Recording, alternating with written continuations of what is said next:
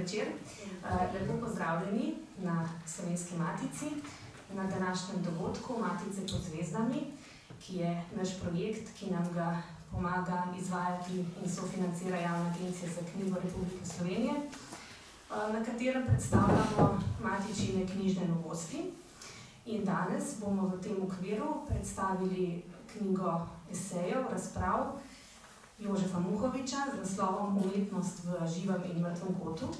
Ta knjiga je šla v zbirki Razprave in eseji in je že kar 86. po vrsti.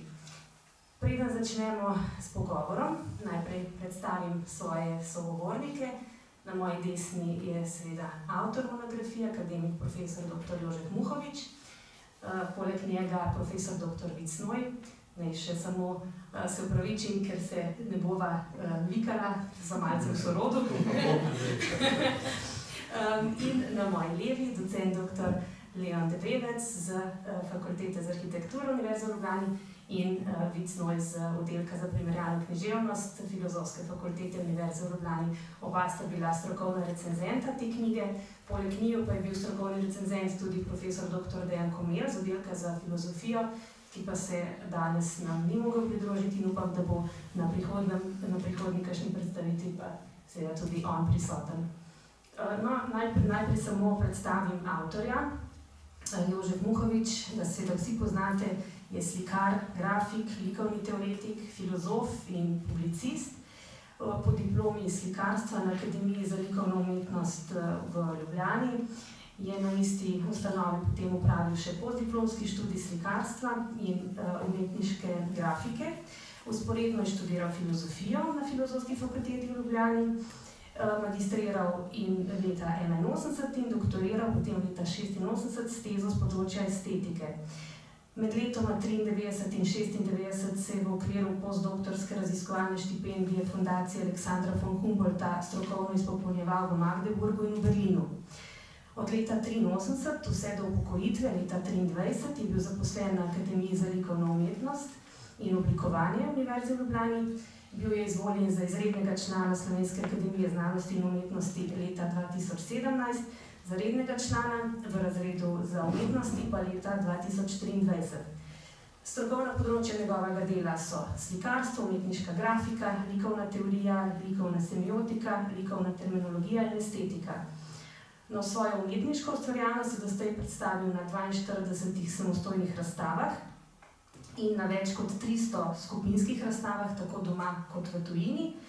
V zadnjih 10 letih je izdal terminološki slovar likovne umetnosti z naslovom Leksikon likovne teorije, monografijo Vidno in nevidno o formalni likovni analizi, skupaj z Vidom Snojem knjigo pogovorov o likovni in literarni umetnosti z naslovom Diafonije in lani še eseistično delo Jaz in moj svet, skice za avtoportret.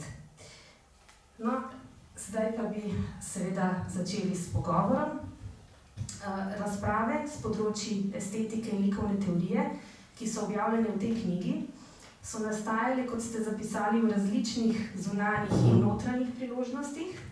Kljub temu pa sedaj, ko ste jih brali za to izdajo, učinkujejo kot zaokrožena celota z skupnim imenovalcem, druži jih seveda naslov, za katerega pa ste uporabili, kot ste sami zapisali v spremni besedi, v predgovoru, prometno metaforo, torej mrtvi kot, ki ga potem sami dopolnjujete z živim kotom. Pa nam prosim predstavite svoje videnje umetnosti kot neke vrste zapletenega kulturnega prometa. Lep dober večer vsem, ki ste si danes, kljub temu, da se po Ljubljani dogajajo mnoge stvari, vzeli čas za to predstavitev. Mogoče se tudi vam, ali pa marsikomu od vas, zdi naslov Umetnost v živem in mrtvem kotu nekoliko lesen. Mislim pa, da zelo odgovarja stanju stvari, kakor jih jaz vidim. Torej, živi in mrtvi kot sta metafori iz prometa.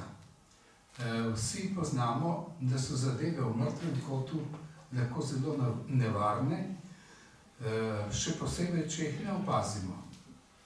V živem kotu pa tudi vemo, da je potrebno brati promet, kako bi rekel, v globino.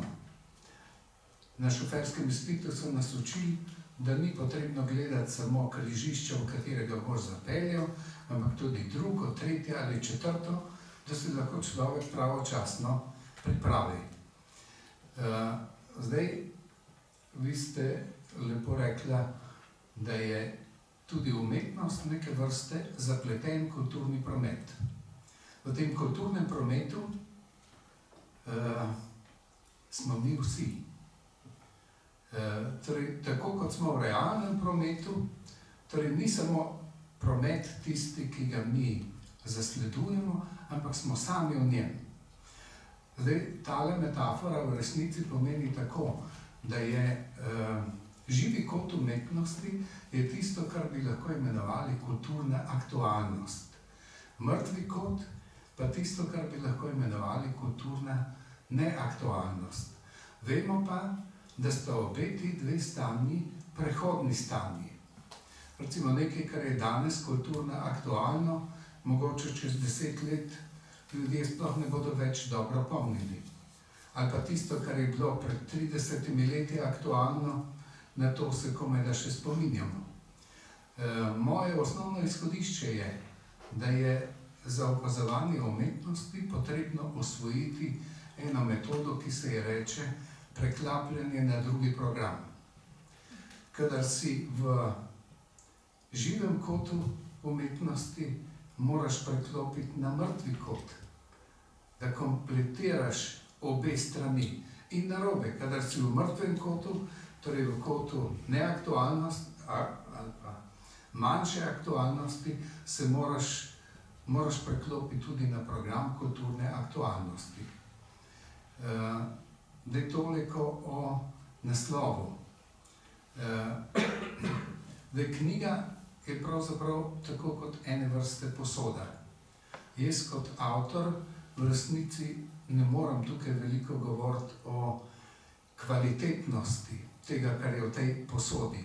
Lahko pa povem, kaj v njej je, ker tisti, ki knjigo poznate samo po platnicah in zdaj po naslovu, si v resnici ne morete predstavljati, kaj je v njej. Ker sem, tako kot je bilo rečeno na začetku, sam praktik umetnosti, teoretik umetnosti, filozof, študijem estetike, sem torej troživka. Troživk v Sloveniji zaenkrat še ne preganjajo, samo dvoživke. In tako kot sem strukturiran jaz, je strukturirano tudi kazalo te knjige. 3 veliki deli so. Prvi del ima lapidarni naslov Umetnost, vanj so uvrščene razprave iz filozofije umetnosti in iz estetike. Drugi del ima naslov Likovna umetnost, skoraj da samoumevno zame, vanj so uvrščene razprave o likovni teoriji. In v tretjem delu, tretji del ima naslov Umetnost v prostoru in času. V resnici sta v tem delu uvrščeni 2 razpravi, skozi kateri naj se vidi, kako se obe predhodni teoriji znajdeta ali pa ne znajdeta takrat, kadar prideta v realni kontakt s čisto realnimi umetniškimi fenomeni. Ne vem, če je tole zadost za začetek. V resnici bi vam lahko povedal še vse, kar je recimo pod temi 3 velikimi naslovi, ampak mogoče tole v nadaljevanju. Ja, za današnji večer smo pripravili nekaj citatov iz knjige, ki bodo nekako rabili za izhodišče nadaljne razprave. Pa je v tem kontekstu kar najbolje, da preberem prvi citat v Mrtvem kotu teorij. Temeljna avtorefleksija umetnostne teorije je po moje zaobsežena v realističnem spoznanju in priznanju, da so teoretski modeli konceptualna redstva, s katerimi teorija lovi, ne pa prehiteva živo ustvarjalnost. To pomeni, da umetniki s svojimi deli niso dokazovalci in potrjevalci umetnostnih teorij, ampak da to, kar izvirnega in izvornega ustvarijo v prostoru in času, leži v mrtvem kotu teorij. Teorija umetnostnega sistema skuša večkrat verjeti, da so relevantna, to je umetniška, predvsem tista dela, ki jih uspe sistem umestiti med lastne teoretske koordinate. Vendar je to privid. Umetnost tu ni zato, da bi potrjevala modele in teorije, ampak so modeli in teorije tu zato, da s pojmovnimi mrežami obzori lovijo ribe v umetnostni realnosti. Skratka, relevantne umetniške stvaritve ni mogoče vključiti v nikakršen a priorni teoretski model, mogoče pa jo je razumevati in interpretirati s pomočjo a posteriornih modelov in teorij, ki gredo po sledi njene oblikotvorne in pomenotvorne kvalitete. Pa mogoče za iztočnico, kakšen je odnos med teoretskimi modeli oziroma teorijo umetnostnega sistema in med živo ustvarjalnostjo. Ja, tale odlomek je gotovo zelo prehitro zdrknil mimo vaših ušes. V resnici je bil tudi napisan tako, da ga beremo, ne da se nam ga bere. Zase bi lahko rekel, da sem dovolj teoretika, da vem, da ima teorija svoje meje. In da so te meje po Wittgensteinu meje njenega jezika. Jezik teorije je verbalni jezik, torej diskurzivni jezik, medtem ko je jezik umetnosti, s katero se jaz v tej knjigi največ ukvarjam, to je z likovno umetnostjo, prostorski in relacijski. V resnici to pomeni, da lahko teorija sledi umetnostnim dogajanjem. Jaz sem tukaj noter zapisal, da so teoretski modeli pravzaprav neke vrste mreže, s katero teoretski ribiči lovijo ribe v zgodnjem jutru, takrat, ko nastajajo nove umetniške stvaritve. Da teoretski modeli tukaj niso zato, da bi umetnost prehitevali, ker se umetnost dogaja pač v drugem jeziku. Drugi vidik, ki mi je ostal tukaj, je pa tudi to, da je za moj okus v sodobni umetnosti predolgo in previsoko postavljena teza Herberta Marcuseja, da je smisel umetnosti permanentni estetski prevrat. Namesto nekega drugega spoznanja, ki ga imamo umetniki pri svojem delu, ki ga je zelo lepo in zelo lucidno, preprosto zapisal Igor Stravinski leta 1938, torej na obzorju se je že kazala druga svetovna vojna s svojo rušilnostjo, ki nas je spomnil, da je umetnost po naravi, po svojem bistvu konstruktivna.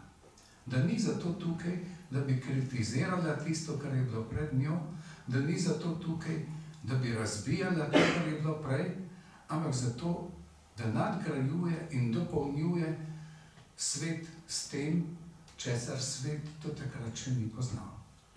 No, v tem odlomku je pravzaprav tole oboje zapakirano. Ne vem točno, kdaj sem to zapisal, že lansko leto takle čas, do letos si še nisem premislil. No, pa še mogoče vprašanje za dr. Debelca. Dr. Muhovič piše, polemizira s tem, ali so v umetnosti osrednji tisti pojavi, ki se dogajajo na robu umetniškega dogajanja, tisti, ki preizkušajo meje, in ali so ti robni pojavi dejstva ali so zgolj fenomeni. Pa me zanima, kje se po vašem mnenju, kje je danes umetnostno središče in kje je potem ta ločitvena črta med neumetniškim in med umetniško relevantnim? Ja, dober večer, tudi v mojem imenu. Ja, to vsekakor je zapleteno vprašanje, na katerega bi lažje odgovoril avtor sam. Torej, vprašanje, kaj je v središču in kaj je na periferiji, je verjetno nekako povezano s vsakim posameznikom.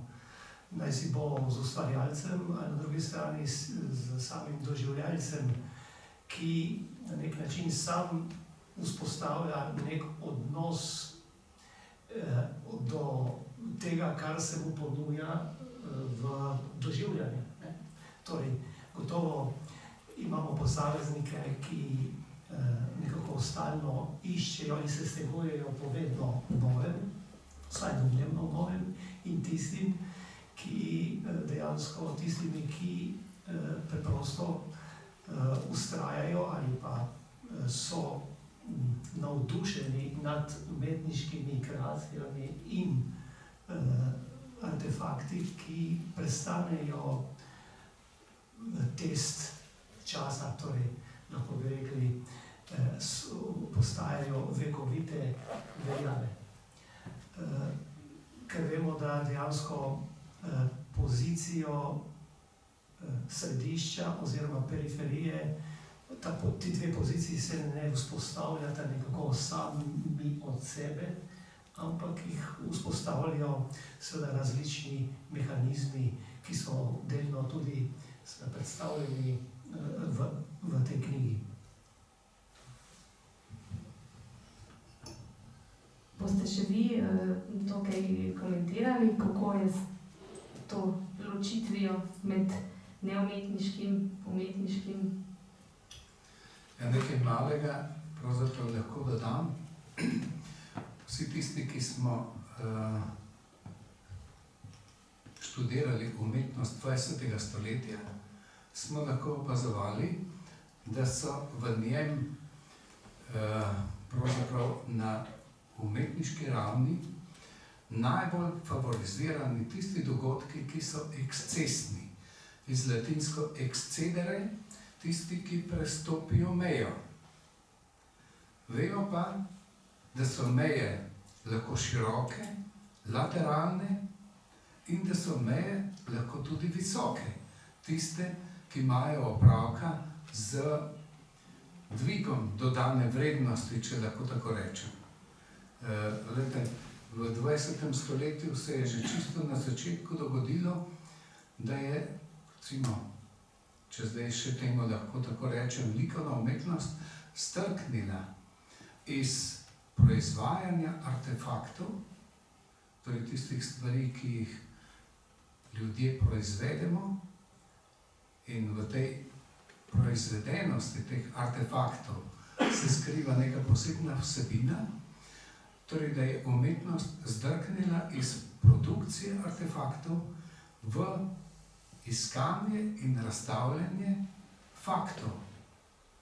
Recimo znamenita fontana Marcela Duchampa, torej pisuar iz moškega javnega stranišča, ki je bil, zdaj strokovno temu rečemo, transkontekstualiziran iz moškega javnega stranišča v galerijo, je kar naenkrat postal zadeva, ki je ljudi fascinirala že dobrih 100 let in jih na nek način še vedno fascinira.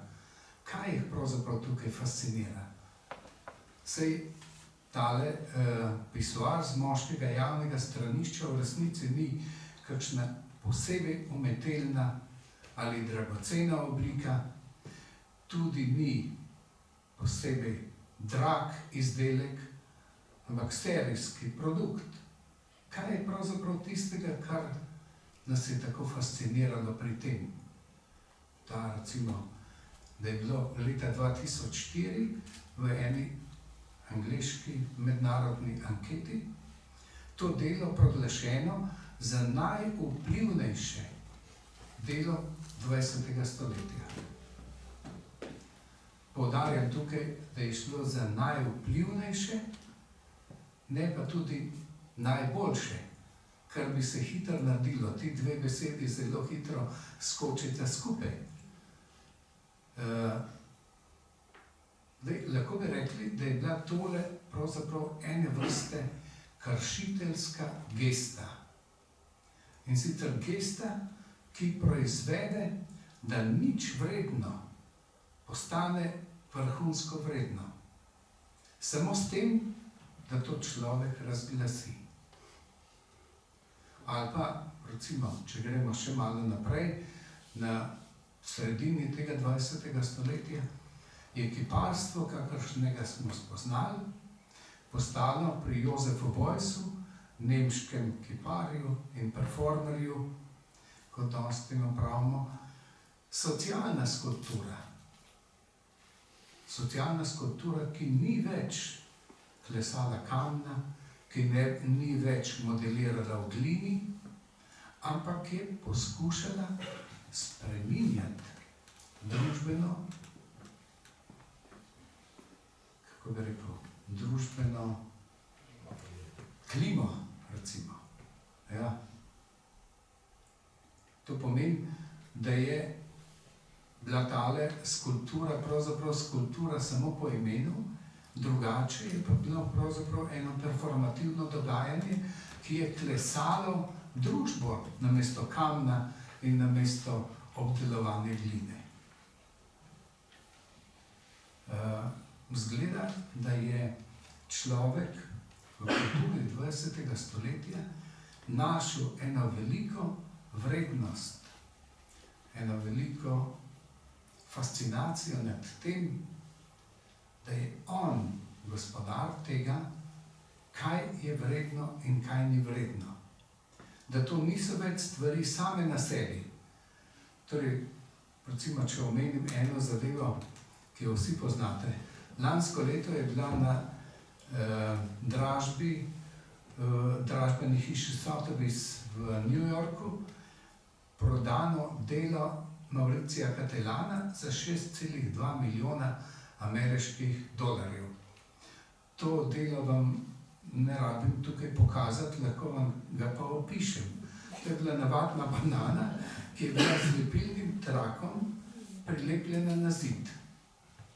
To delo je imelo zelo v redu naslov Komedijant. Zdaj, kako je pravzaprav prišlo do tega, da banano za 50 centov in lepilni trak za 10 centov prodate za 6,2 milijona dolarjev? Kako je pravzaprav to mogoče? Kako najdemo kupca za to? No, fascinacija je pa vendarle v tem, da za prodajo očitno niso več potrebni samo tile parametri, da je nekaj iz dragocenega materiala, da je nekaj zelo težko napraviti, da je nekaj zelo umetelno napravljeno. To so zdaj pravzaprav tako imenovani konzervativni kriteriji. Ampak za prodajo so zdaj močno zainteresirani tisti, ki lahko kupijo absolutno ekskluzivnost, absolutno enkratnost, absolutno nenavadnost. In to se je tudi naredilo. Res je, da je lahko, da sta umetnik in prodajalec na nek način lahko tukaj sklepala tudi kakšne zakulisne kupčije. Ampak italijanski filozof Umberto Galimberti je rekel, v leta 2004 je imel dober intervju v Ljubljanskem delu, oziroma mogoče 14, ne 4, v katerem je rekel, da je umetnost danes nekaj vredna samo, če vstopi na trg in tam požanje uspeh. Če tega uspeha ne požanje, ostaja nevredna osebna ekspresija umetnika, ki se mu takrat še umetnik ne more reči. Torej, umetnost na nek način kaže, kaj danes ljudje v umetnosti cenimo, v kaj verjamemo, pri čem se inspiriramo. Zdaj sem bil pa že predolg. Ja, v svojih razpravah se ukvarjate z umetnostno identiteto, pa bi tukaj prebrala naslednji citat. Povezovanje močnih afektov in globokih uvidov je bilo nekdaj zaščitni znak umetnosti, ki je znala presežno in iracionalno prevajati v intenzivne forme s katarzičnimi učinki, v katerih je lahko človek z edinstveno pozornostjo dojemal in si prikazoval svet v sebi in sebe v svetu. Očitno pa to danes ni več njen cilj. Morda tudi zato ne, ker se jo v zahodnem akademskem svetu, kot pravi Camille Paglia, načrtno instrumentalizira, politizira, profanira in komercializira. Namesto, da bi v času tehničnega, medijskega in informacijskega kaosa umetnost krojila smisel in perspektive, ki so v vrtoglavem nesorazmerju z vsem, kar diktirajo nadomestne transcendence, je sama podlegla njihovemu vplivu. Postmodernistično brisanje meja med umetnostjo in življenjem ni povzročilo prekvašanja življenja z umetnostjo, ampak nasprotno, rečanje umetnosti z življenjem, torej njeno vodenitev z nadomestnimi transcendencami, kakršne so denar, ekstravaganca, artistika, popularnost in življenju tuja nečimernost. Pa imam vprašanja za Vida. Kakšna je naša postmoderna aktualnost, v kateri številne sodobne umetnostne pojavnosti prevzemajo funkcije nadomestnih transcendenc in kako je danes z duhovno razsežnostjo umetnosti in na čem temelji umetnostna identiteta? Torej,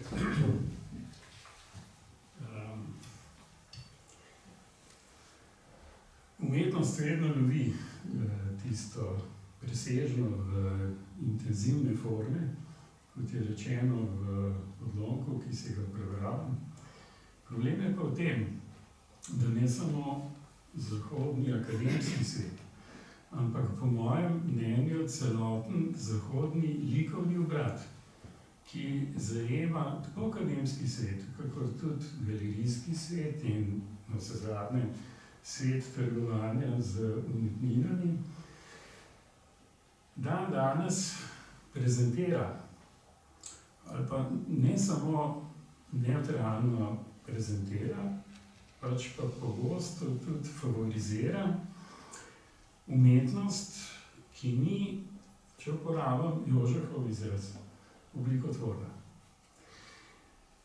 Kdor se malo spozna na umetnostno zgodovino oziroma spremlja to, kar se dogaja v umetnosti in je kdaj imel v rokah kakšen angleški tekst ali pa knjigo o tem, dobro ve, da se likovnim umetnostim v angleščini reče visual arts. Likovne umetnosti so v angleščini vizualne umetnosti. In kdor bo vzel v roke Jožefovo knjigo, bo zato gotovo postal pozoren na razliko, ki jo Jožef dela med likovno umetnostjo na eni strani in vizualno umetnostjo na drugi. Temeljna Jožefova teza v knjigi Umetnost v živem in mrtvem kotu, in ne samo v njej, je likovna umetnost je oblikotvorna. Ustvarjalna je, kar zadeva obliko. Vizualna umetnost pa to ni. Z umetnostjo povezujemo invencijo. Invencija je tujka, ki je v slovenščino in v druge evropske jezike prišla iz latinščine. Latinski samostalnik invencijo je nastal iz glagola invenio, ki pomeni pridem do česa, naletim na kaj. Likovni umetnik je torej ta, ki naleti na obliko. Tu sta dve možnosti. Obliko bodi si najde oziroma odkrije, bodi si iznajde. Invencija ima namreč dva pomena, pomen najdbe ali odkritja in pomen iznajde. In pogosto je ta dva pomena težko ločiti med sabo. Včasih jo ni mogoče ločiti tudi v širšem kontekstu, v katerem se ta beseda pojavlja. Čem je torej razlika med odkritjem ali najdbo in iznajdbo? Krištof Kolumb je odkril Ameriko. To ne pomeni, da Amerika prej ni bilo, seveda je bila, vendar ne za stari svet, ne v zavesti Evropejcev. Tudi če so iz Evrope v Ameriko 500 let pred Kolumbom prišli vikingi, o čemer se da sklepati na podlagi nekaterih najdb na Novi Zelandiji, se spomin v Evropi na to ni ohranil. Zato so Evropejci po Kolumbovem odkritju Ameriko razglasili za novi svet. Enako je z odkritjem. Enako kot z odkritjem je v bistvu tudi z najdbo. Če kdo recimo najde z rudo bogato kovino, jo najde tam, kjer je ležala. Bodi si na zemlji, bodi si v zemlji. Če kdo najde nafto, jo najde v puščavskem pesku ali pa globoko pod morskim dnom. In tudi, kadar arheolog naleti na predmet, ki ni delo narave, ampak človeških rok, ga odkoplje iz zemlje ali pa potegne z morskega dna. Zato govorimo o arheoloških odkritjih oziroma najdbah. Nasprotno pa govorimo o iznajdbi takrat, ko kdo ob pomoči tega, kar že obstaja, proizvede nekaj novega, česar prej še ni bilo. Iznajdbe se zlasti v novem veku oziroma v modernih časih vrstijo na znanstveno-tehničnem področju. Naprimer, iznajdba elektrike, brez katere si danes ne moremo predstavljati niti dneva svojega življenja. Torej, z modernostjo je vsekakor prevladal drugi pomen besede invencija, pomen iznajdbe.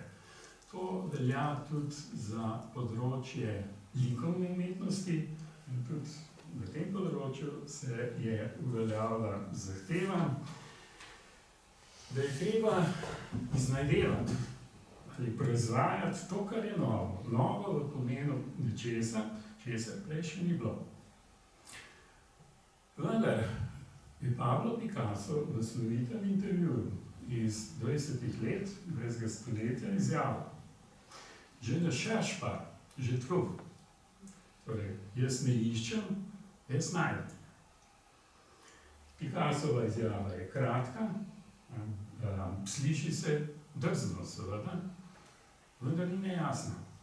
Stavek ni zapleten, v njem ni nobene metafore, v njem so same preproste in razumljive besede. Pa vendar je ta Picassova izjava zelo zagonetna. Če pustimo drzni prvi del te izjave, jaz ne iščem, ob strani, in se osredotočimo na drugi del, jaz najdem. Kaj je Picasso s tem mislil? Ali je mislil na invencijo v pomenu iznajdbe, kar bi od modernega slikarja pričakovali? Ampak, če je mislil na invencijo v pomenu iznajdbe, zakaj ni uporabil glagola inventer, ki se v francoščini uveljavil prav v tem pomenu? Zakaj je uporabil glagol trouver, ki so ga rabili že francoski pesniki v srednjem veku za poimenovanje samih sebe? Seveda vsi poznamo trubadurje, tako so se imenovali pesniki ljubezni na jugu Francije, kjer se je govorila okcitanščina, prostite, malo se mi zapleta jezik. Na severu Francije so bili pa to troveri. Pesnik, se pravi trubadur ali truer, je tisti, ki najde besede. Besede za karkoli pa že, ki jih drugi ne najdejo. Težko je torej odločiti, kaj je mislil Picasso, ko je rekel, jaz najdem. Sam domnevam, da je meril na oboje. Da je umetniška invencija tako najdevanje ali odkrivanje, kakor tudi iznajdevanje. Vsekakor mi je pa ostala v spominu misel, ki jo je Jožef večkrat izrekel v seminarju, ki sta ga vodila skupaj 8 let na fakulteti. Misel o Picassu, namreč je Picasso bil velik umetnik, pa ne zaradi tega, ker bi bil mojster barve, ampak ker je bil mojster oblike. Likovna umetnost, trdi Jožef v knjigi Umetnost v živem in mrtvem kotu, pa tudi seveda v drugih svojih knjigah in tekstih, je oblikotvorna, se pravi ustvarjalna, kar zadeva obliko, oziroma če hočete, inventivna, sicer v obeh pomenih, ki sem jo poskušal nakazati. Tradicionalna umetnost, tradicionalno slikarstvo je mimetično, kar pomeni, da svet prikazuje podobno, kot ga vidimo s svojimi očmi. Vendar tradicionalni slikar ne posnema kratko malo tega, kar vidi, tradicionalni slikar ne kopira, ampak v naravi, ki je protevska in nenehno menjava svoje oblike, ali pač samo videze, išče in najde obliko, ki je prej nismo opazili. V tem smislu je seveda tudi tradicionalna umetnost zmeraj nova. Videti nam daje namreč še nevidene oblike, ki smo jih gledali, ampak jih nismo videli.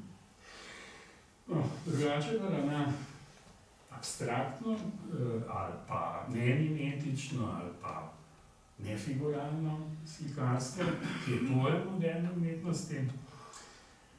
Od oblik, kakršne obstajajo v naravi, abstrahira, se pravi, odzema od njih in jih krči na njihove temeljne prvine, ali pa nam daje videti, česar doslej sploh še nikdar nismo imeli priložnosti videti, se pravi, da oblike iznajdeva.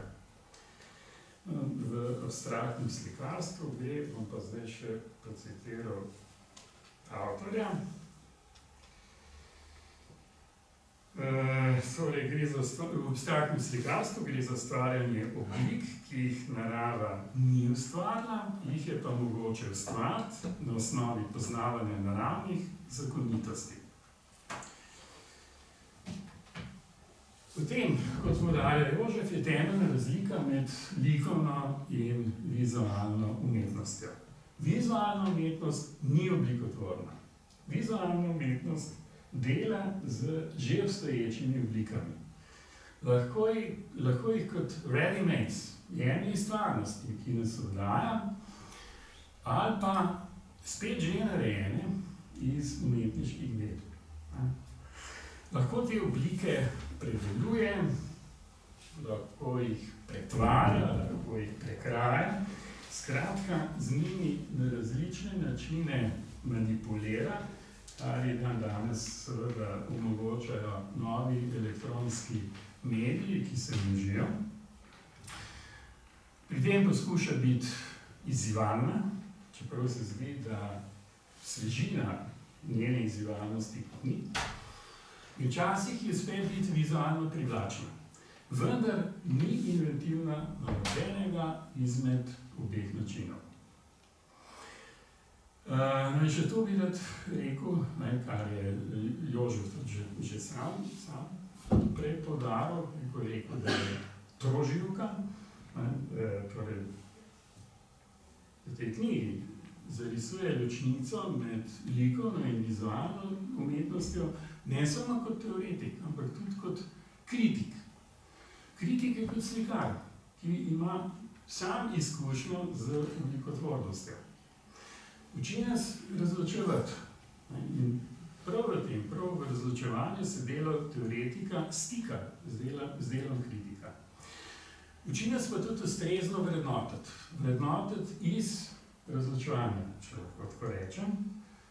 Na eni strani je resnična umetnost, ki je zmeraj skrivnostna, torej tega, kako je prišel do svoje najdbe ali iznajdbe, do konca ne bo znal pojasniti noben umetnik. In na drugi strani je umetnost, ki je lahko zelo preprosta, kot smo danes že slišali. Recimo postaviti pisoar v razstavni prostor ali pa nalepiti banano na steno razstavnega prostora ni zelo težko. Lahko je pa tudi seveda ta umetnost silno sofisticirana. Vendar, tudi če je sofisticirana, tudi če v novih medijih uporablja tehnike in postopke, o katerih večina izmed nas nima pojma in seveda nikakor ne obvladuje, ni nič drugega kot samo umetelnost. Umetnost kot nekaj zgolj umetnega.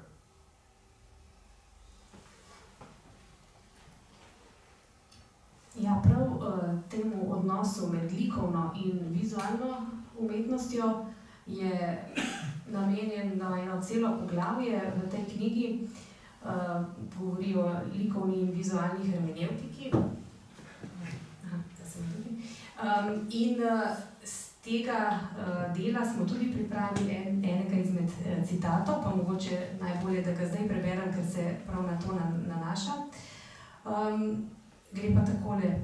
Likovno delo, ki si ga ogledujem, se vam poglabljam in si ga razlagam, me ne pusti svobodnega, saj od mene zahteva, da spoznam to, kar je v njem izraženo. Od mene terja, da spoznam avtorjevo intenco, njegov način mišljenja, njegovo logiko in vsebino, ki je v delu informirana, se pravi zapakirana v strukturo njegove forme. V tem je likovna forma podobna racionalnemu pojmu, ki za svojo pravilno rabo terja raziskovanje, poznavanje in razumski napor. Metoda odkrivanja pomenov v likovni umetnosti se zato imenuje eksegeza, s pomočjo katere iz slike ali skulpture luščimo in izluščimo pomen, ki ga je umetnik vgradil v način njune organizacije. Nasprotno pa so dela vizualne umetnosti bolj podobna metaforam, ki nas vabijo k svobodni razlagi in interpretaciji, saj pomen tu ne tiči v delu, ampak je v domeni interpreta. Eksegeza v vizualni umetnosti zato ni ustrezna metoda odkrivanja pomenov, zamenjati jo mora tako imenovana eisegeza, ki svojih zaključkov ne izvaja iz analize umetniške forme, v kateri je pomen skrit, ampak iz volje gledalca, interpreta, saj je pomen skrit v njem. Pa bi zdaj prosila še vas, dr. Lebevec, da še vi pokomentirate to razliko med likovno in vizualno umetnostjo in če je mogoče to tudi vrednostno ločevati po vašem mnenju. Hvala lepa. Ja, marsikaj je bilo že povedano na to temo. Vsekakor se mi zdi najprej, moram to reči, dragoceno, da je na to področje avtor vnesel jasnost, to, kar je značilno seveda za filozofa in teoretika umetnosti. In mislim, da je to nekaj, kar ne glede na to, ali se s to distinkcijo strinjamo ali ne, dejansko postavlja ta diskurs na neko raven, tudi za tiste, ki mogoče se s tem ne strinjajo, bojo morali vsaj na tej ravni pač oporekati tej distinkciji. Zdaj, z vidika obravnave tega razlikovanja med vizualno in likovno umetnostjo se mi zdi pomembno poudariti, da ko gledamo likovno delo, dejansko po svoji naravi je naravnano, da uporablja sicer neke znane reči, ampak da dejansko z invencijo ali pa z uporabo teh stvari dejansko te stvari pretvarja v nek govor ali nagovor, torej da izpove tisto, kar je bilo neizrekljivo. To se mi zdi nekaj zelo pomembnega, ker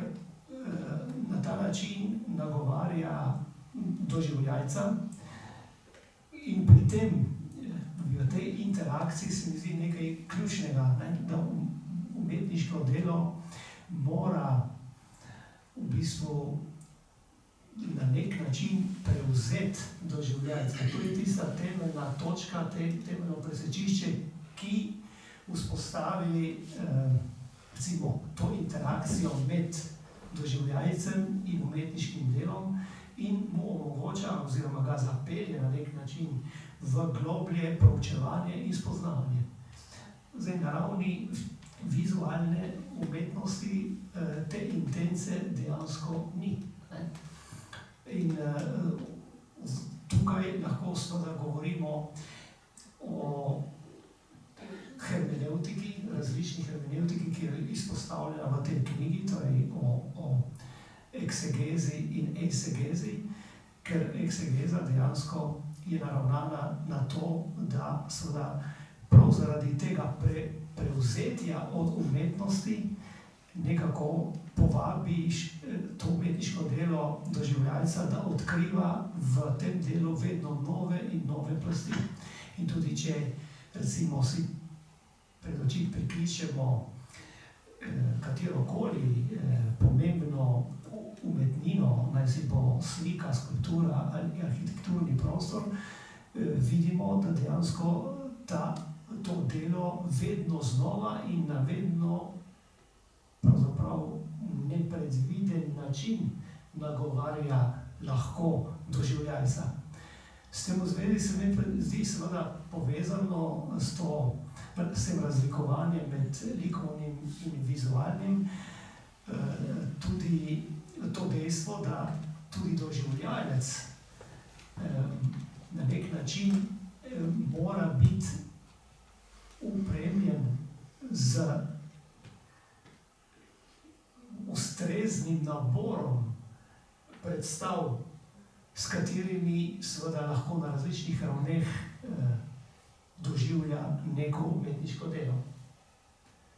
Zdaj, če govorimo še mogoče stavek 2 o eisegezi in eksegezi, ki jo avtor postavlja tudi zelo natančno, torej da vizualna umetnost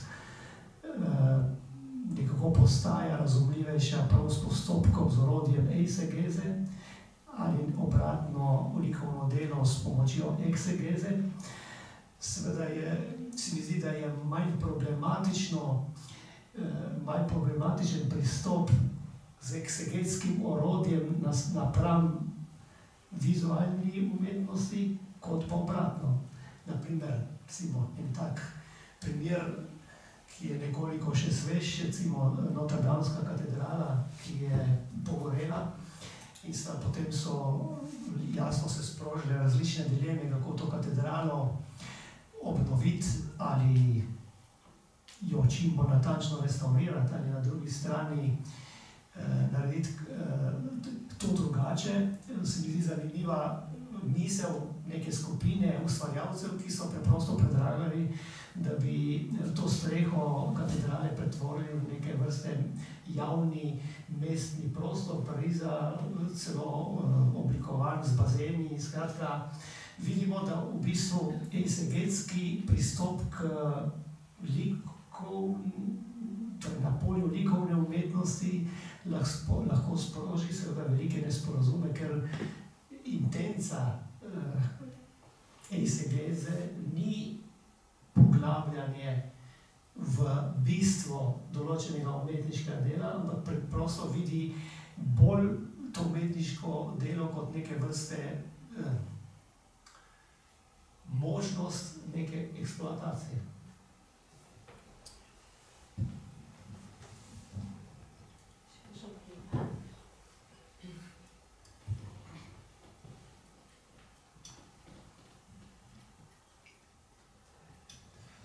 Ja. Osnovna razlika med likovno in vizualno umetnostjo je njun odnos do vizualnega konteksta realnosti. Vizualni kontekst realnosti je medij tako za likovno kot za vizualno umetnost. Zdaj moramo pa povedati, v čem je pravzaprav razlika in jo, če se le da, za vas, da vam ne bo dolg čas naslikati. Likovna umetnost od paleolitika do danes ima do vizualnega konteksta realnosti raziskovalni odnos. Najprej je želela upodabljati stvari. Želela se je približati videzu. Ko je to dosegla, je želela videz stilizirati, ga abstrahirati. To pomeni, ta videz predmetov in pojavov okolja je skušala na nek način skrčiti na bistveno in odmisliti tisto, kar ni bilo bistveno. Medtem ko vizualna umetnost ima drugačen odnos do vizualnega konteksta realnosti. Ne proučuje ga, ne ponavlja ga, ne imitira ga, ampak ga uporablja. Uporablja za dosego, recimo ne nazadnje, lahko tudi kakšnih, to kar je danes modno, aktualističnih dogajanj ali pa za kako bi se temu reklo, uresničevanje določenih aktivističnih agent.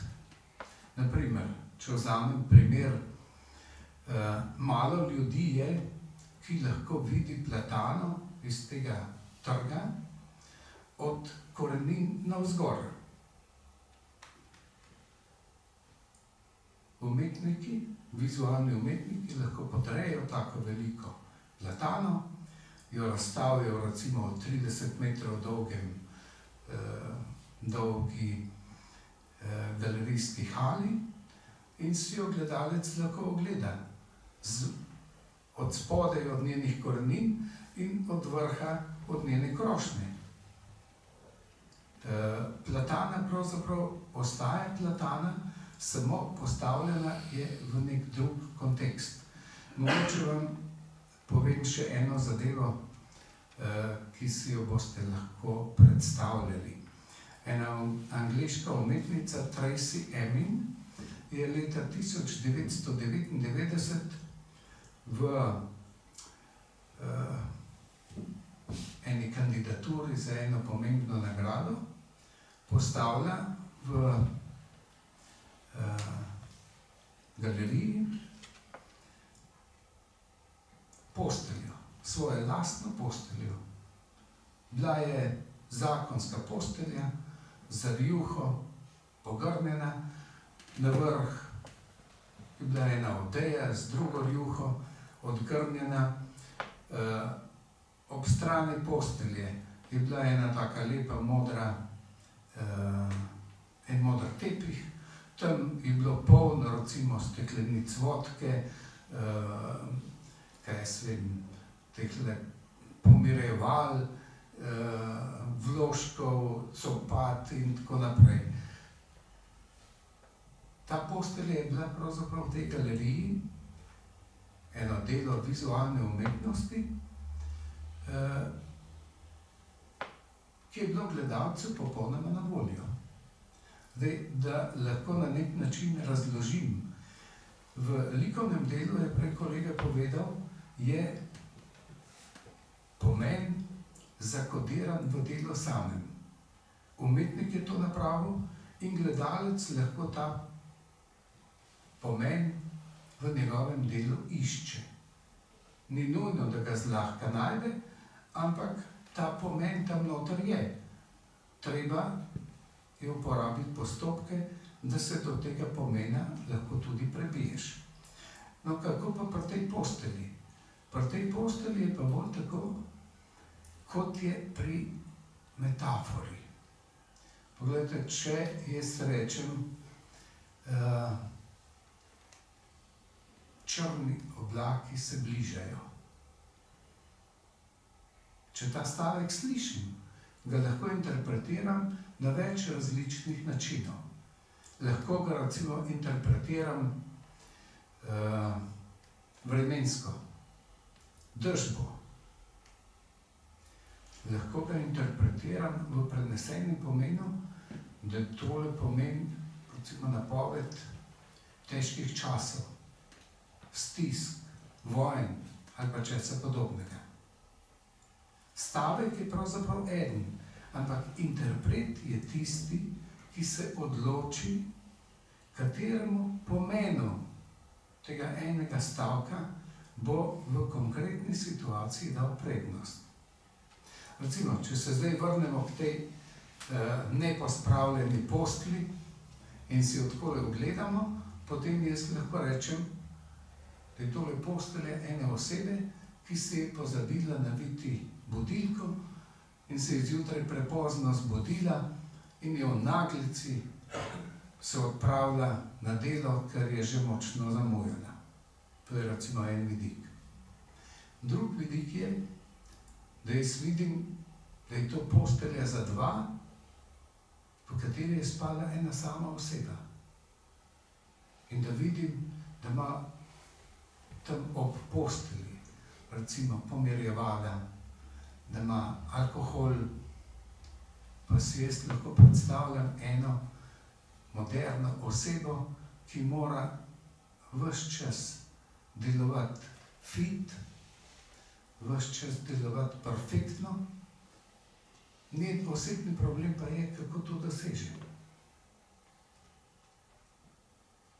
Vidite, tukaj je interpret postavljen v eno popolnoma drugo nalogo.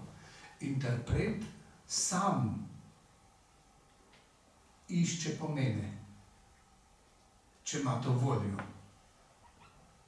In lahko temu, kar mu je bilo dano v gledanje, sam daje pomen, saj tisto, kar mu je dalo v gledanje, samo po sebi pravzaprav nima nobenega zakodiranega pomena. Tale kiparka, ki je to naredila, je pač posteljo tja dala.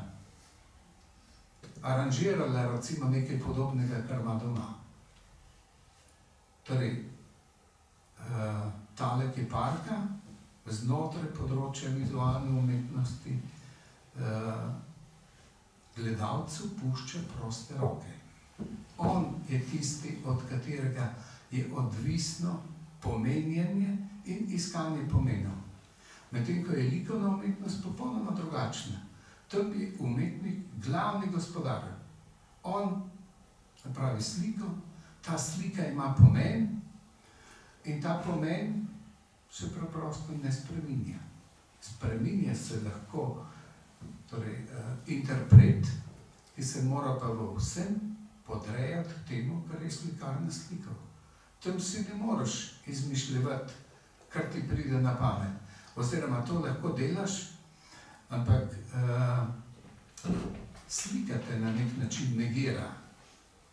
Recimo, če vzamemo katerega koli od teh portretov, interpretator bi lahko rekel, da to v resnici niso portreti ampak da so to, karkoli drugega, da so recimo človeška tihožitja. Ampak vsakdo ve, da je to izmišljotina in izmišljotine tukaj niso dovoljene, če zdaj tako zelo poenostavljam. Medtem ko je semantična inventivnost na področju vizualne umetnosti ne samo dovoljena, ampak tudi zaželjena.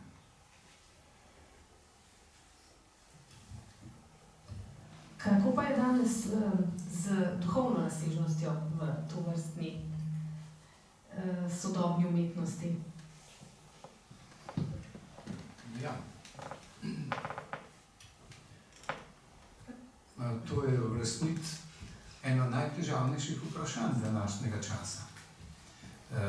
V resnici je to tema iz prvega dela moje knjige, ki se tiče umetnostne identitete danes, včeraj in jutri. Recimo, če vzamete primer, policijski forenziki s tehnologijo, ki jo obvladajo, danes odkrijejo prisotnost zločinca na mestu zločina, tudi po skrajno majhnih znamenjih.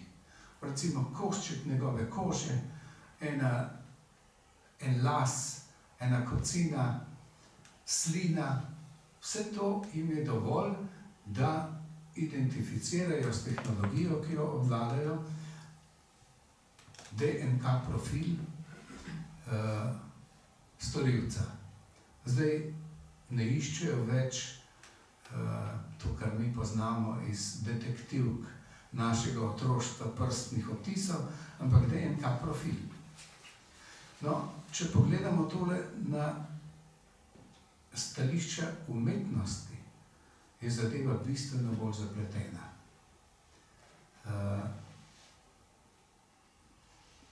Umetnostni raziskovalci danes izjemno težko razločujejo med stvarmi, ki so umetniške in tiste, ki niso umetniške. Prej je bilo že rečeno, da se je v sodobni umetnosti dogodilo to, da se je zabrisala meja med umetnostjo in življenjem. In zdaj mi več ne vemo dobro, ko pridemo v kontakt s kakšnim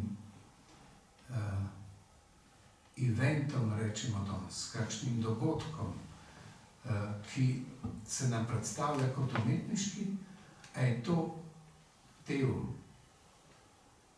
vsakdanjosti, a je to del umetnosti. Pri Catelanovem komedijantu, pri tej prilepljeni banani, smo pravzaprav lahko v tej dilemi. A tale umetnost pravzaprav govori, o čem pravzaprav govori?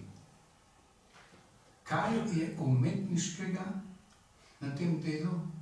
Mogoče to, da je umetno prilepljena na zid, kar banana sicer ni. Ampak v resnici nam veliko več pove ne o inventivnosti človeškega dejanja, ampak o, jaz bi rekel tako, o inventivnosti Boga, ki je banano napravil, če zdaj tako rečem. Najdeni predmet je tukaj pomembnejši od človeka ustvarjenega predmeta. In prej sem že malo na nek način skušal povedati, da če gledamo na likovno umetnost vzdolž osi časa, nazaj, ugotovimo, da je pravzaprav umetnost v določenem času na nek način povedala, kaj ljudje v tem času cenijo, v kaj verjamejo in pri čem se inspirirajo. No, če recimo na tak način pogledamo na umetnost današnjega časa, lahko pravzaprav ugotovimo, kaj je tisto, kar danes cenimo. Recimo, če zdaj vzamemo tale ekstravaganten primer Catelanove banane. Cenimo banano in lepilni trak, pa verjetno steno. No, če cenimo banano, je to po moje že ena velika zadeva, ker banane pa še ne znamo narediti. Itak lahko ugotovimo, da lahko vse napravimo s semenom. Zalivamo ga, gojimo ga, vzgojimo, ampak semena ne znamo narediti. Recimo, to je pravzaprav en, kako bi rekel, pozitivnejši vidik te interpretacije.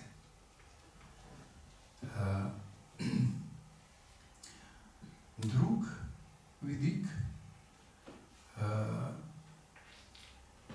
je pa bolj problematičen.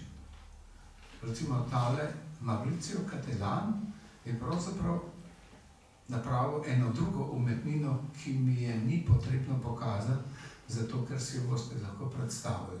In sicer običajno straniščno školjko iz zlata.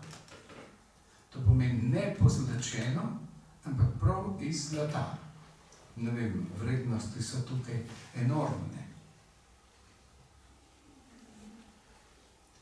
In spet lahko pridem na italijanskega filozofa, ki je rekel, kadar kultura temelji na vrednoti denar in če je ta vrednota ena sama, potem postaja nevarnost, da kultura ne stoji po konci, ker nobena stvar na eni zadevi ne stoji po konci. Če bi iskali naprej, kje se pravzaprav naša doba inspirira, pri čem se inspirira danes. In če bi si ogledovali sodobno umetnost, bi lahko videli zelo različne stvari. Pri čem se inspiriramo? Inspiriramo se recimo pri najdenih predmetih in odkrivamo ponovno njihovo lepoto. Vidite, po drugi svetovni vojni je bil svet popolnoma razrušen. Ruševine so bile vse povsod. Človek je bil na nek način tako, da se je privijal tem ruševinam. Bolele so ga. V resnici ni bilo sveta. Recimo takega, ki bi bil človeku prijeten. Mislim, da je Česlav Miloš pisal en esej pred začetkom druge svetovne vojne in v njem, to je zame tudi bilo fascinantno, ga je najbolj skrbelo ne, kaj se bo med vojno zgodilo, kaj bodo vse porušili, ampak najbolj ga je skrbela mladina, ki bo po vojni imela ruševine za nekaj normalnega. In to bo najbolj nenormalno od vsega.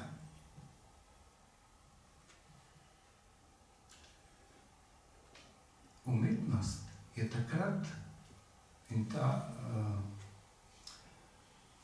umetnost, ki je takrat to počela, je nosila ime informel, torej nekaj brezobličnega. Umetniki so jemali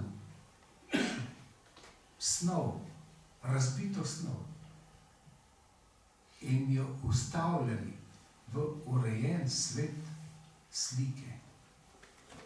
In so na tak način uspeli doseči, da je človek bil ponovno sposoben občudovati lepoto snovi.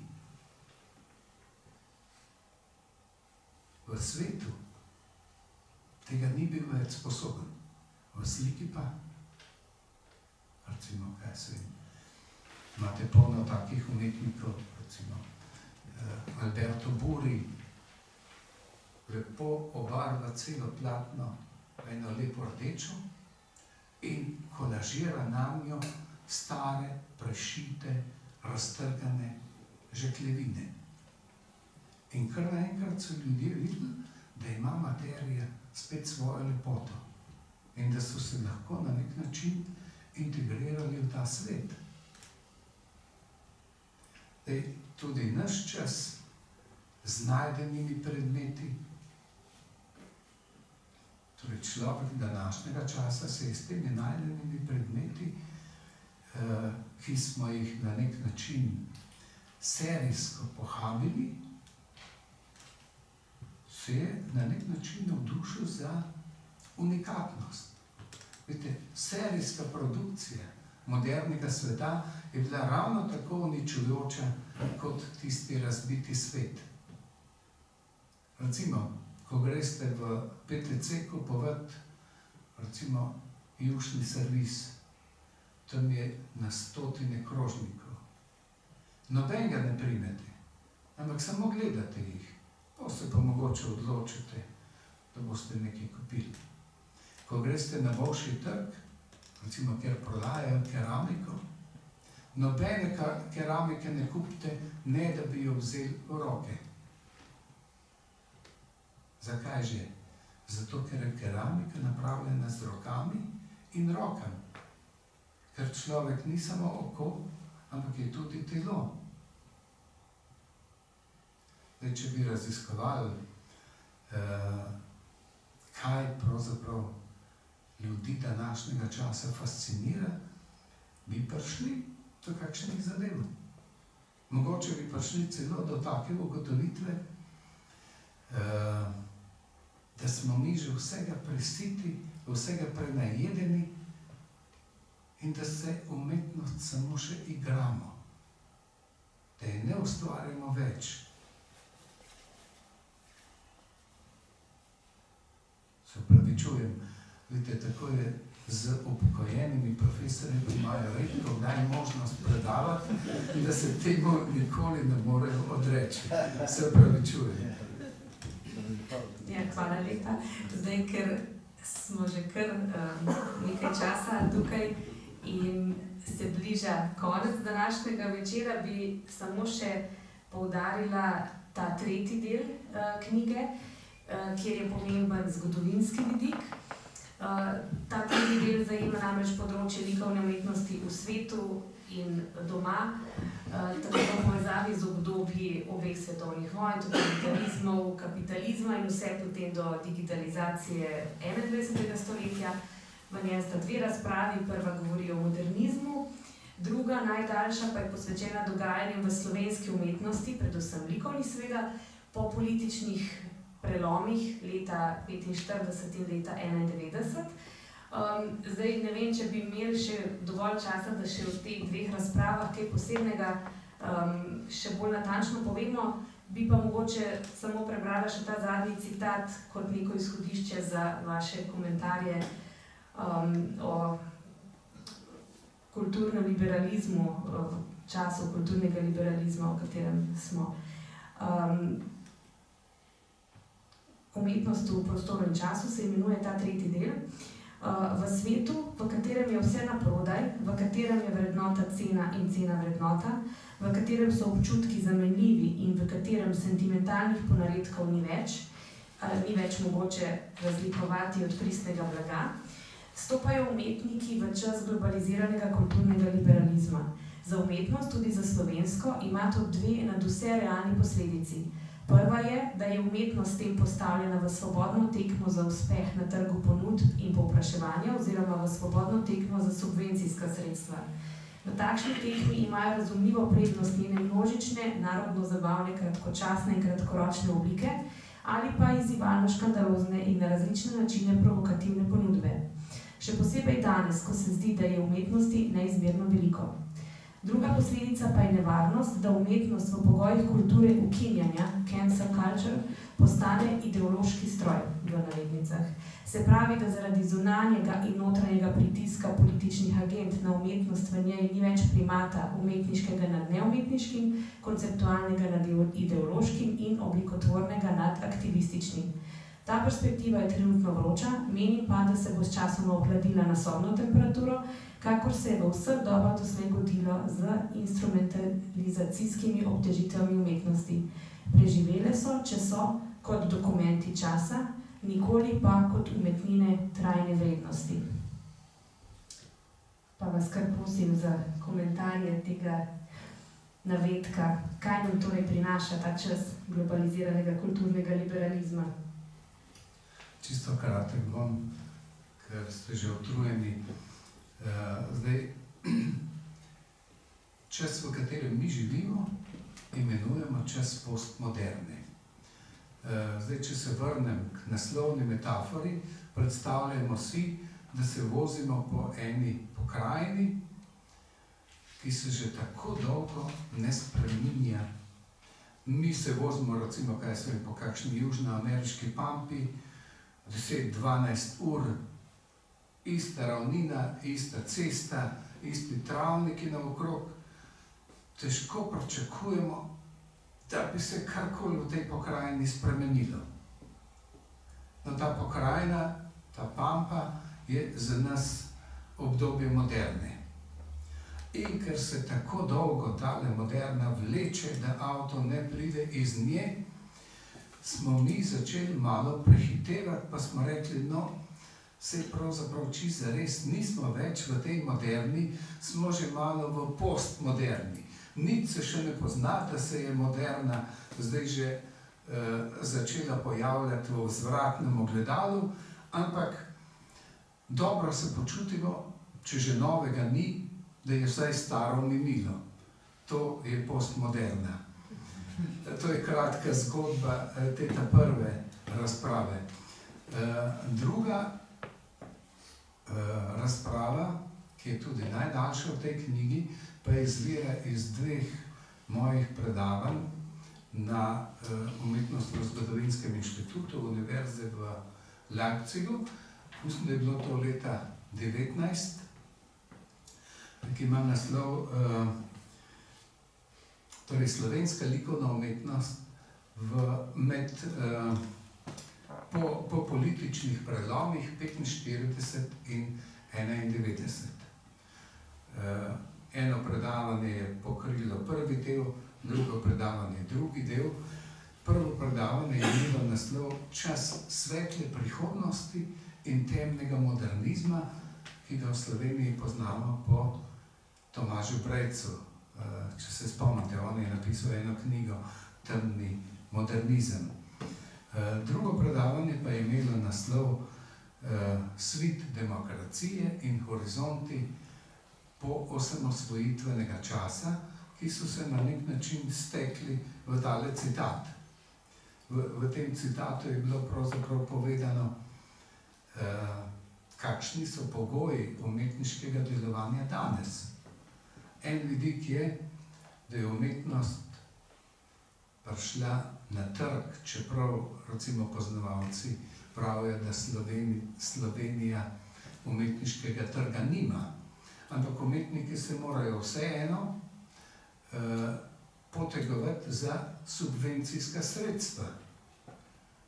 Imamo jih, tistim, ki slovensko Ministrstvo za kulturo plačuje socialne prispevke, nekaj čez 2500. Tako da umetnikov nam zelo ne manjka in ne boste se čudili, če teh 2500 umetnikov plus tisti, ki niso všteti tukaj, proizvajajo veliko umetnin. Vprašanje je, če jih prodajajo, in vprašanje je tudi to, če je umetnin zares tako veliko. Norost našega časa je, če si predstavlja, da je umetnin zelo veliko. Če je na 10 let ena umetnina, bi bil zame to zelo dober izplen, če uporabim to grdo besedo. No, tale drug vidik pa je,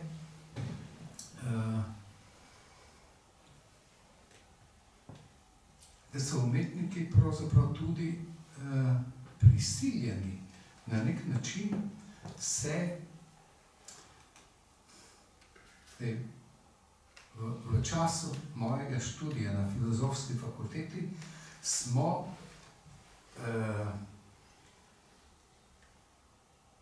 imenovali politično izkoriščanje umetnosti za politične namene, instrumentalizacije umetnosti. Študente smo to nadvse prezirali v tistem času. No, v današnjem času pa zadeva ni več tako. Umetnost in politika se ne gledata več grdo med seboj, ampak sta včasih zelo priliznjeni druga do druge. Vidite, čas, v katerem mi živimo, je takšen, da politične stranke ali pa strani svojih agend nočejo vsiljevati publiki. Zato, ker neposredno agiranje za te agende nima več tako dobrega in širokega učinka. Zato ubirajo povratne zanke. V liberalnih demokracijah so izobraževanje, znanost in umetnost tako rekoč zakonsko varovani pred tem, da bi jih lahko kdorkoli izkoriščal ali pa ideološko in karkoli prepričeval. Ampak politika je našla povratne zanke, zato ker ima tako izobraževanje kot umetnost in znanost imajo avreolo neodvisnosti, lahko bi rekel tudi kompetentnosti. Poglejte, recimo tale zeleni prehod. Nič ne bi bilo z njim, če ne bi bil znanstveno fundiran. Ker se umetnosti tiče, je pa tako. Kadar pridejo politične vsebine skozi umetniško formo, ki deluje na emocije, ki na nek mehkejši način prihaja v mehka srca volilnih baz, potem je to veliko bolje, kot če recimo politiki sami razglašajo zadeve. Umetniki si pa to dajo tudi plačati. In na tak način tele simbioze imenujemo, torej en moj berlinski kolega je napisal eno zelo dobro knjižico, ki bo letos, drugo leto izšla tudi tukaj, pri Slovenski matici, ki je dal zelo dober naslov. Ideologij mašinen. Wie cancel culture funkcioniert. Torej, ideološki stroji, ker lahko se recimo tako umetnost, kot znanost, kot izobraževanje, preko teh povratnih zank začnejo obnašati kot ideološki stroji in se v njih potem ne da dobro potegniti meje ločnice med tistim, kar je v njih političnega in umetniškega, političnega in znanstvenega, ideološkega in izobraževalnega. To se nam pa dogaja.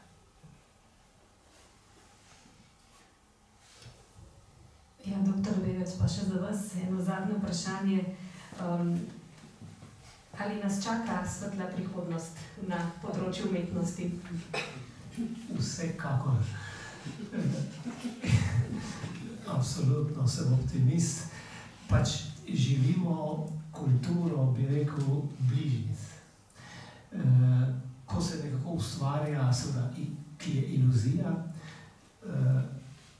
v kateri se ustvarja vtis, da je vse mogoče doseči nekako takole, če preprosto rečem, ob pitju kavice nekje v tem kafeju ali pa tukaj v Ljubljanici.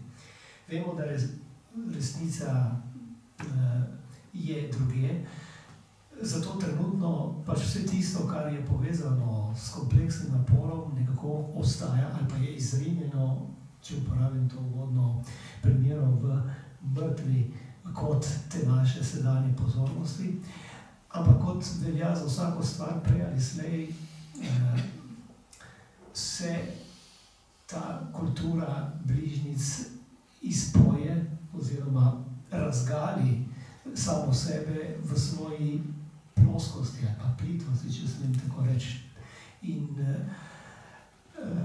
pokazatelj tega dejstva je ravno to, da ob poplavi, kot je bilo rečeno, te umetnosti današnje, še vedno hodimo v Firence, še vedno hodimo v Vatikanske muzeje, gledati tako imenovano trivialno, zastarelo umetnost, še vedno nas navdušujejo klasična glasbena dela in dejansko zgodovina je pokazala že večkrat, da ta čas ploskosti ni samo današnji čas, ampak da so ti časi že obstajali in da dejansko so dragoceni v tem, da porodijo neko novo rast. Hvala lepa. Za konec pa še misel, ki jo je dr. Muhovič priredil. Njen avtor je francoski pisatelj Christian Bobin. In ta misel pravi, da umetnost ni dekoracija, da ni nekaj ljubkega in ni nekaj estetskega. Pa recimo vprašanje še za Vida, kaj pa je umetnost? Važno vprašanje, Darika. Zaključno. Zaključno vprašanje, da je pa zelo kratek, ne vem. No, potem pa prosim še avtorja, da pokomentira, zakaj si je izbral to misel. Odgovor je že v vprašanju. Ključno v zaključnem vprašanju. Ni boljšega odgovora. Malo vprašanje za Jožef, prej si rekel med drugim, ne samo tega. Moderna je pampa. Kje smo pa zdaj? Če bi ostal pri tem, kar nemški filozofi pravijo, oni nikoli ne govorijo o postmoderni, ampak govorijo o pozni moderni. Jaz mislim, da smo še vedno v iztekajočem delu te pampe, ki se imenuje moderna. Ampak mi si na nek umeten način želimo, da bi bilo že konc te trave, da pridemo ven. Jaz vem, da bomo prišli ven, samo se še ne ve točno, kdaj in kam. Ja, hvala lepa. S tem bi jaz zaključila današnji večer. Mogoče, če ima še kdo od sogovornikov kakšen komentar? Kdo v občinstvu? Kakšno vprašanje? Prosim. Janski pacijen, da ne bo tišina. Mi smo na pogrešnji. Torej, vse je bilo zelo dobro in izčrpno povedano, temeljito, če ne čist temeljito, pa saj nakazano v pozitivno smer. Jaz bi upozoril samo na tisto eno začetno stvar gospoda predavatelja, in sicer visoko plačana dela. Tista banana, se na področju umetnosti se mi zdi, da je predvsem manipulacij. In to prikritih seveda. Bi bilo tisto o visoki plačanosti tiste banane, bi bilo treba dokazati in preveriti. To je v bistvu samo ena prebrana govorica teksta. Tisti, ki je to dal, res dobiti z denar in tako naprej. To je ena stvar. Pustimo to.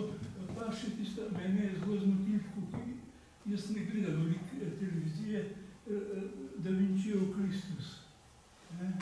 A je to sploh realna umetnina, pa je bil izjemno dobro plačan od enih arabskih bogatašov. To pa se mogoče veste, ki je o tem. Jaz sem se samo zgrozil po križu in rekel, poličaj Da Vinci sploh narisal kakšnega Kristusa in a je to samo bombastična novica, prazna.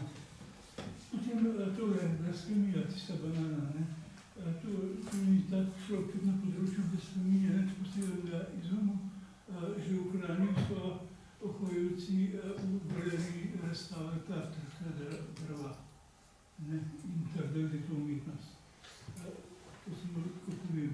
In to že v 60-ih letih. To je to. Potem tale eksplozija vizualnosti je zdaj zelo povečana. Včasih prej je bilo bolj grafično obdobje, zdaj je obdobje revije, včasih so bile revije, časopisi lepo okrašene z risbami, z klišeji, zdaj namečejo tiste fotografije preko copy-paste in to tudi negativno vpliva na naklado, pa gledanost medijev, ker se tega zasiteš, tistih vsiljivih bratkovinih podob. Je veliko lepša, kakšna prava, avtentična, kvalitetna risba. Glede te želje po lepoti, umetnost ima, to je vsi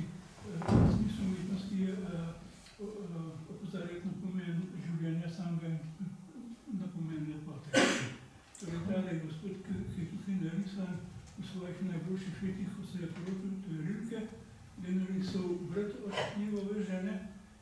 Ni samo, lahko bi ga slikal, zakaj ga je šel porisati, ne. Je hotel samo podariti, da je bil lepota, da je bil pač lepega videza, ne. Hvala lepa za vaše komentarje.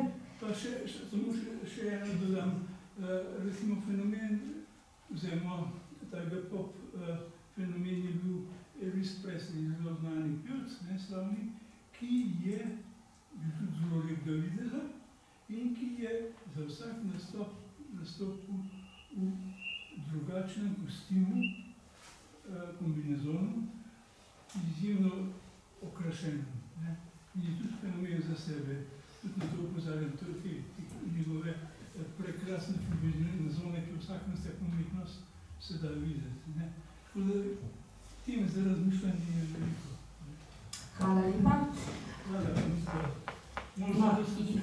Jaz bi se rada zahvalila še vsem svojim sogovornikom današnjim in seveda vsem, ki ste nas poslušali. Kot vidite in kot ste videli in slišali iz našega pogovora, je odprtih vprašanj tako ključnih kot ostalih mnogo, tako da vas vabim, da se po koncu tega srečanja še tukaj malo zadržite in še malo podebatirate. Je pa danes seveda možno kupiti knjigo tudi po znižani ceni, tako da ste pa vabljeni tudi tamle k meni v tistile mizici. Tako da hvala lepa in lep večer.